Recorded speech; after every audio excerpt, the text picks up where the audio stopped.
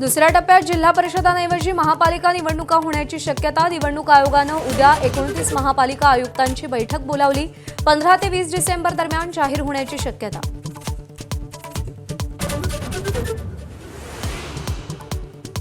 काल राज्यभरात नगरपरिषद आणि नगरपंचायतींसाठी मतदान। वेळ संपल्यानंतरही मतदान केंद्रावर मतदारांच्या रांगा।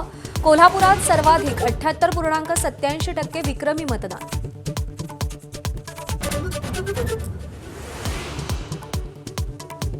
नगरपंचायती आणि नगरपरिषदांचा निकाल आज ऐवजी 21 डिसेंबरला। हायकोर्टाच्या नागपूर खंडपीठाचा मोठा निर्णय। नियमांचा चुकीचा अर्थ लावला जातोय। मुख्यमंत्र्यांकडून चिंता व्यक्त। विरोधकांचाही संताप।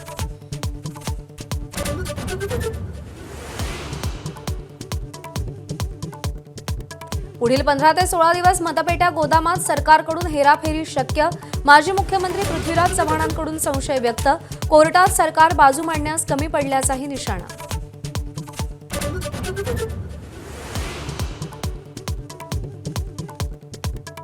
मुंबई महापालिकेच्या प्रारूप मतदार यादीवर हरकती घेण्याची आज अंतिम तारीख। मात्र दुबार मतदारांची संख्या अधिक असल्यानं मुदत वाढण्याची ठाकरे सेनेची मागणी।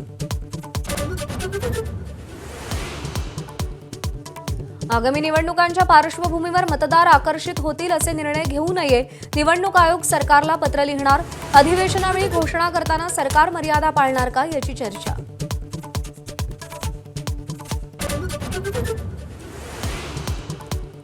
ज्येष्ठ समाजवादी विचारवंत पन्नालाल सुराणा यांचं निधन।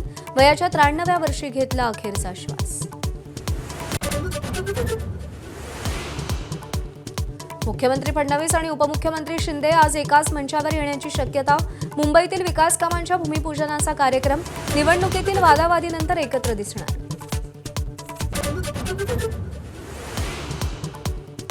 बॉम्बे हायकोर्टाचं नाव मुंबई उच्च न्यायालय करण्याबाबत हिवाळी अधिवेशनात ठराव मांडा।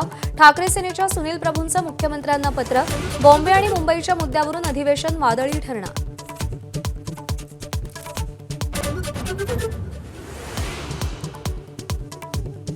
नेहरूंना सरकारी पैशांमधून बाबरी मशीद बांधायची होती। संरक्षण मंत्री राजनाथ सिंग यांचा मोठा दावा। सरदार पटेलांनी नेहरूंचा प्रयत्न हाणून पाडल्याचंही वक्तव्य।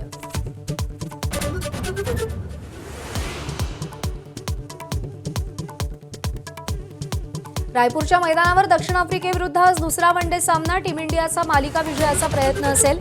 पहिल्या वनडेत टीम इंडियाचा 17 धावांनी विजय।